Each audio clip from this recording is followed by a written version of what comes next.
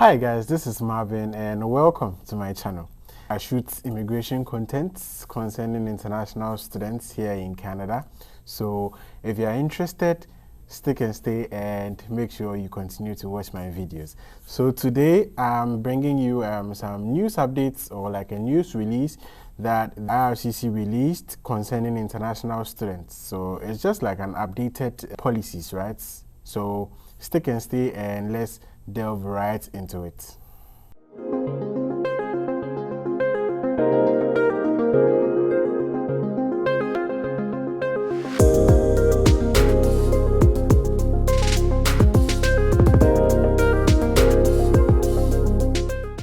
Okay, so on January 22nd, the Minister for Immigration released a news update, right, concerning international students.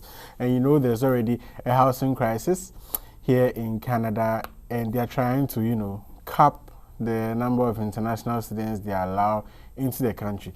I'm here to share like my opinion. First of all, read it out to you, because I know like by now you might have read or you might have watched a lot of videos concerning what I'm about to read to you, but I'm just here to, kind of do something quite different, give out my opinion, because some of the things that I have my own reservations, like, towards them, but I mean, it's just my opinion, right? So yeah, on January 22nd, there was a news release. Let me just go straight to the point, right? The Honorable Mark Miller, who is the Minister for Immigration, Refugees and Citizenship, announced today that the government of Canada will set an intake cap on international students' permit application to stabilize new growth for a period of 2 years. For 2024, the cap is expected to result in approximately 360,000 approved study permits, a decrease of 35% from 2023. In the spirit of fairness, individual, provincial, and territorial caps have been established, weighted by population, which will result in much more significant decreases in provinces where the international student population has seen the most unsustainable growth. Study permit renewals will not be impacted. Those pursuing master's and doctoral degrees in elementary and secondary education are not included in the cap. Current study permit holders will not be affected. So IRCC will allocate a portion of the cap to each province and territory, who will then distribute the allocation among their designated learning institutions. To implement the cap, as of January 22nd, 2024, every study permit application submitted to IRCC will also require an attestation letter from a province or territory. Provinces and territories are expected to establish a process for issuing attestation letters to students by no later than March 31st, 2024. So, yeah, basically they are trying to cap the number of international students who are being issued study permits, into the country. And they are trying to cut down to about 360,000, right, which is a decrease of 35% from 2023.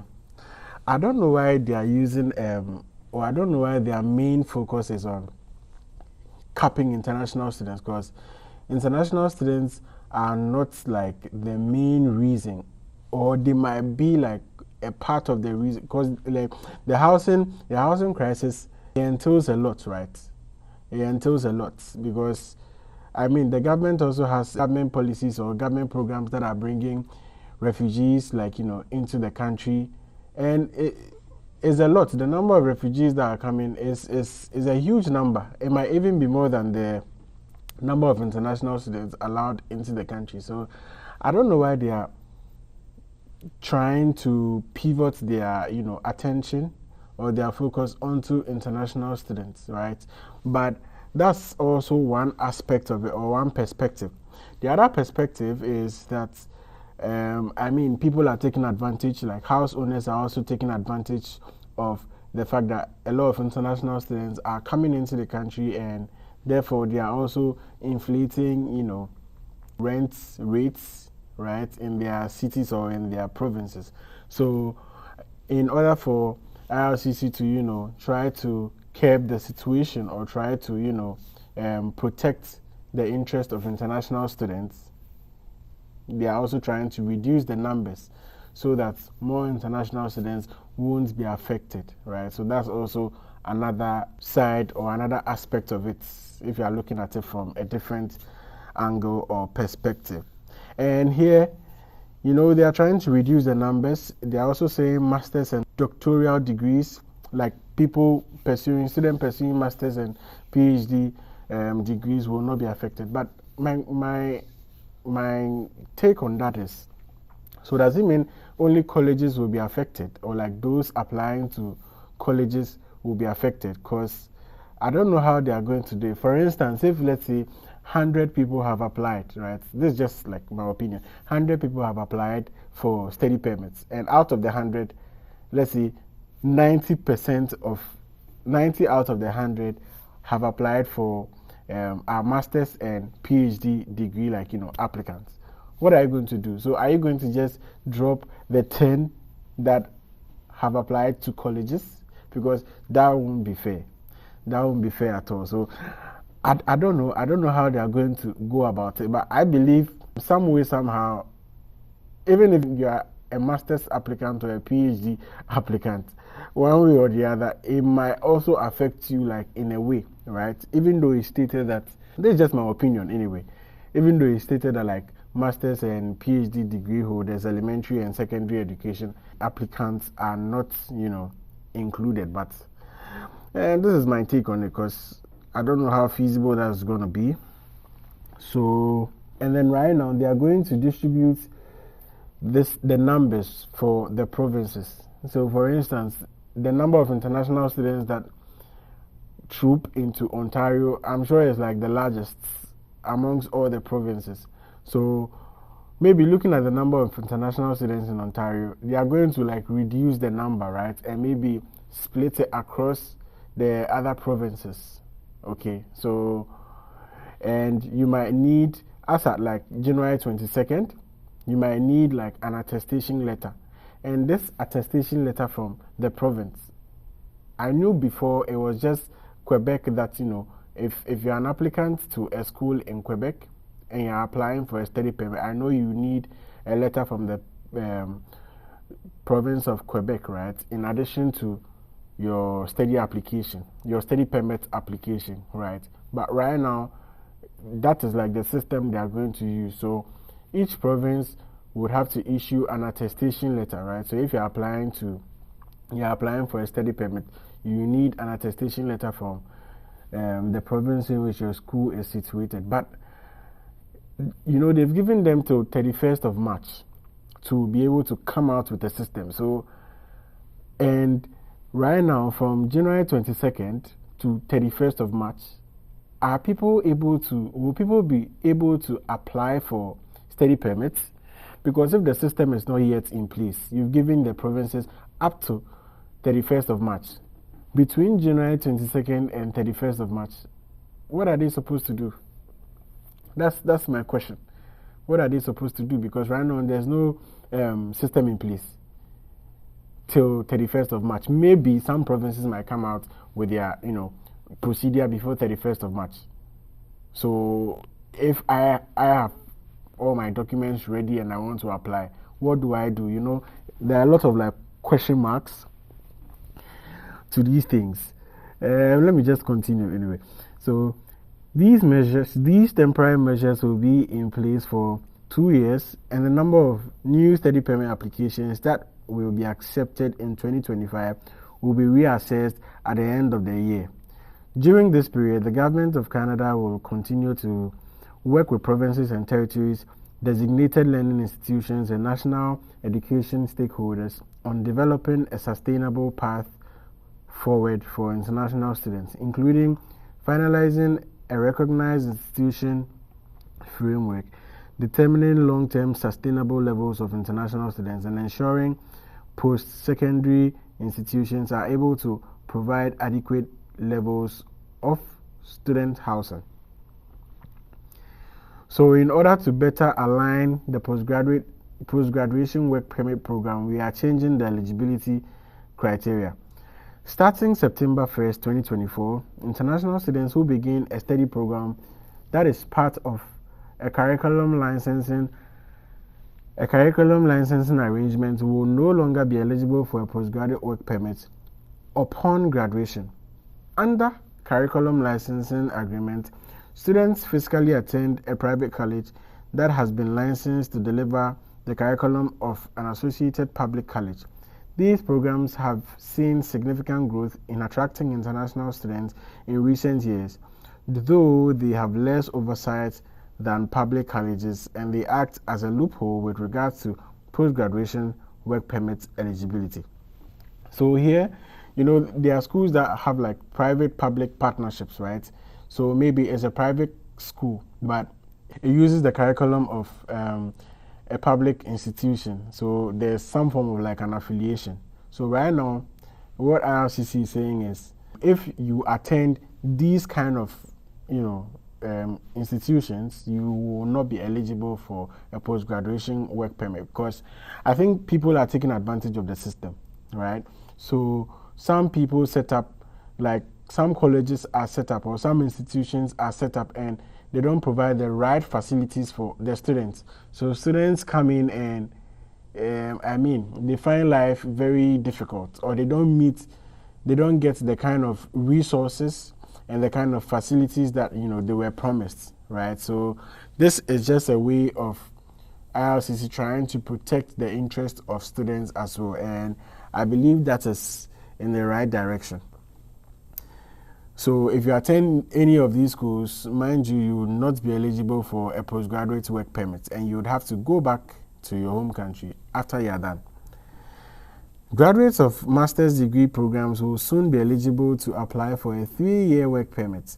Under current criteria, the length of a postgraduation work permit is based solely on the length of an individual study program, hindering master's graduates by limiting the amount of time they have to gain work experience and potentially transition to permanent residence, right? So, the current norm is, if you study a 1-year master's program, you are eligible for 1-year post-graduation work permit, right? If you do one which is 2 years or above 2 years, you are eligible for a 2 to 3 year post-graduation work permits, which gives you more room to be able to figure out how to transition from your work permits into your permanent residency. So I believe this is a good step in the right direction,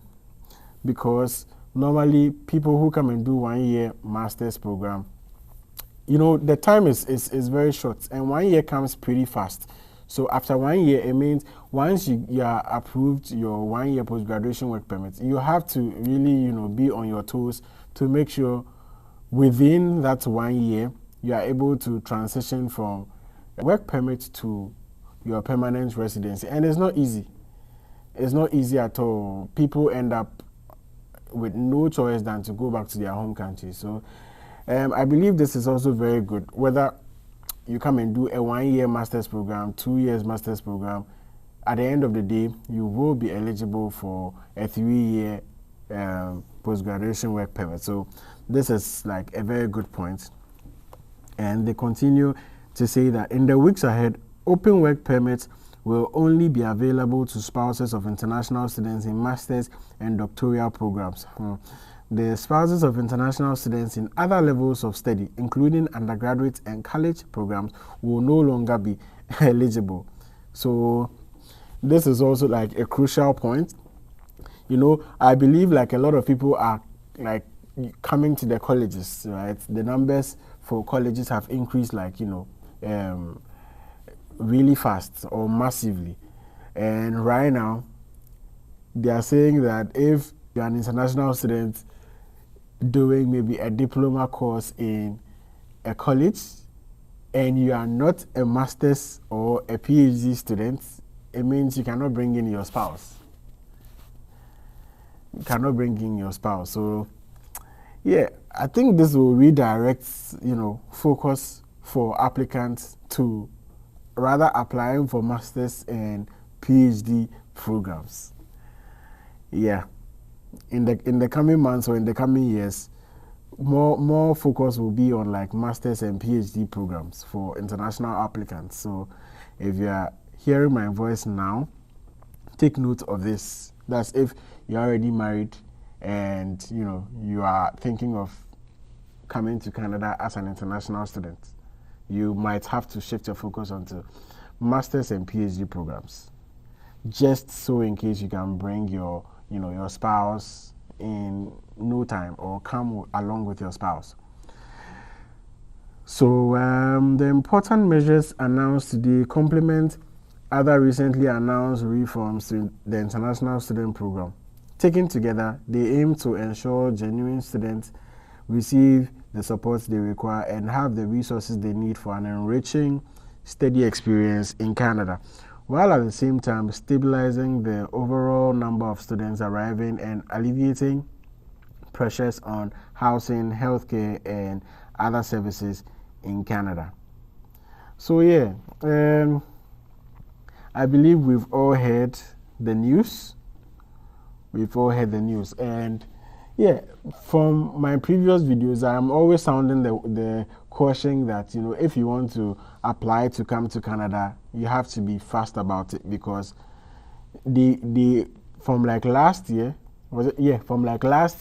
they were bringing up new measures, and as time goes on, the process will be tightened, right? The numbers will be reduced. So why waste time if you know what you want, or why waste time if your plan is to come to Canada, right?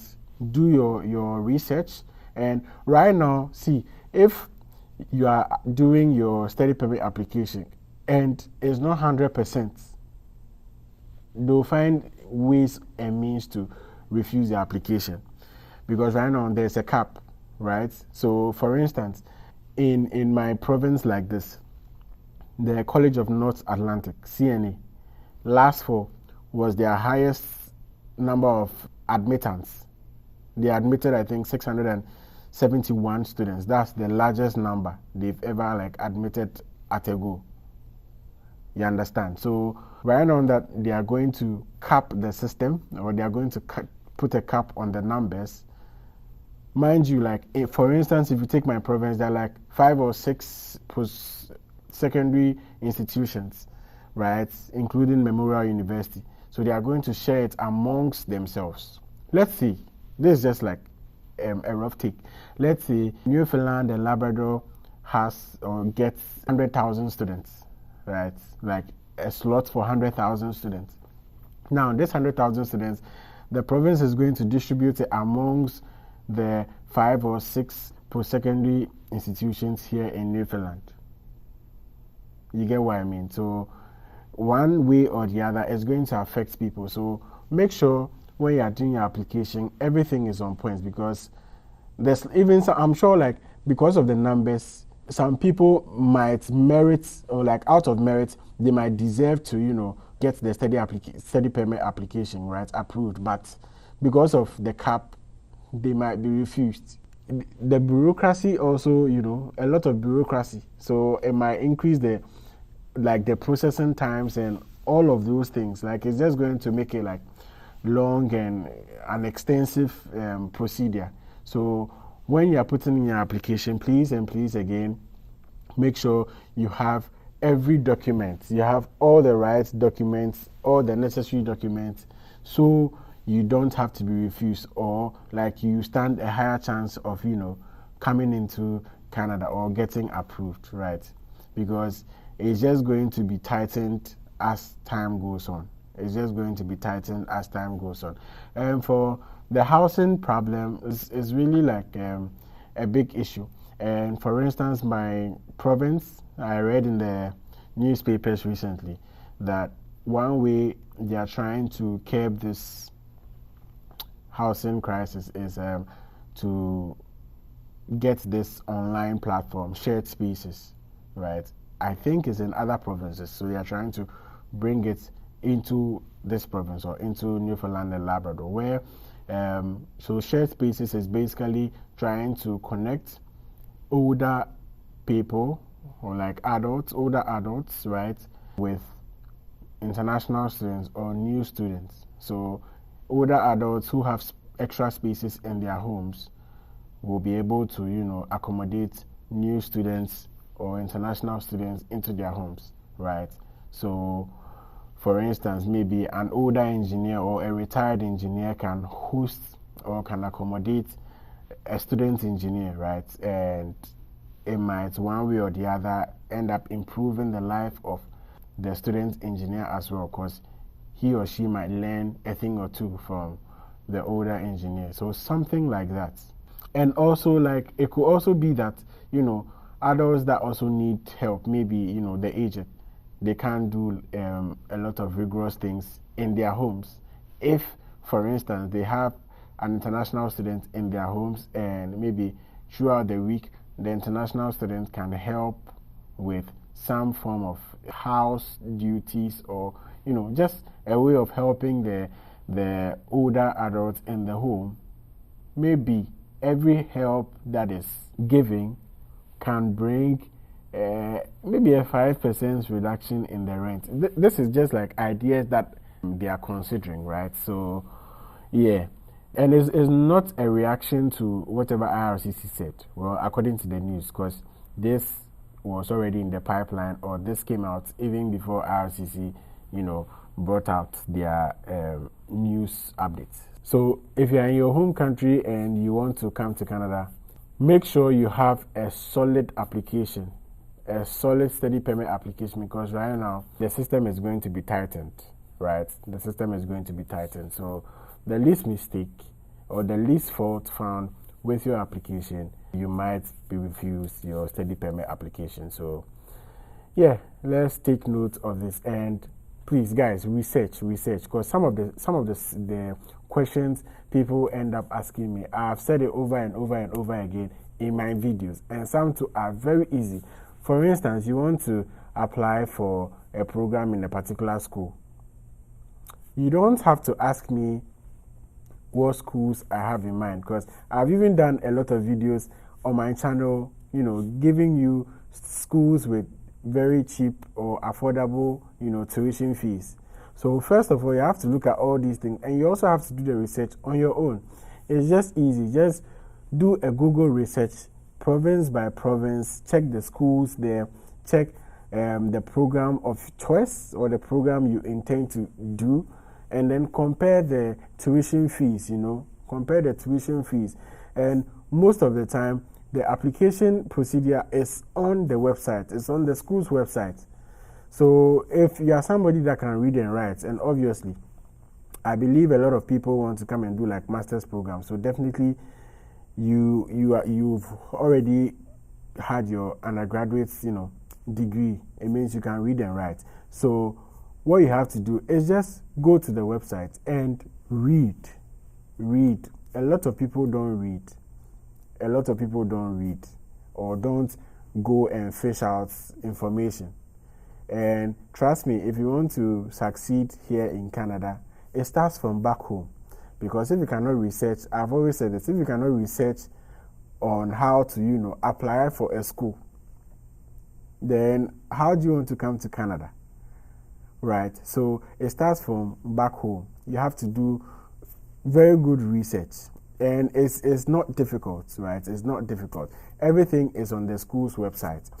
If there's something there that is not very clear, you can email the school or you can contact the school. I know sometimes it takes a bit of time for them to reply, but eventually they always do reply. And always start early, right? Always start early. And you'll be good to go. So yeah, this brings us to the end of today's video. If you haven't subscribed to my channel, kindly do well to subscribe to my channel. And guys, please watch my videos, because I've realized now you guys are not watching the videos and my view count is falling. So guys, please support the channel and make sure you watch the channel. Don't forget to like, comment, and share my videos as well. And always make sure you give a thumbs up, like my videos to, make sure it reaches the masses. All right. So thank you for tuning in, and see you soon.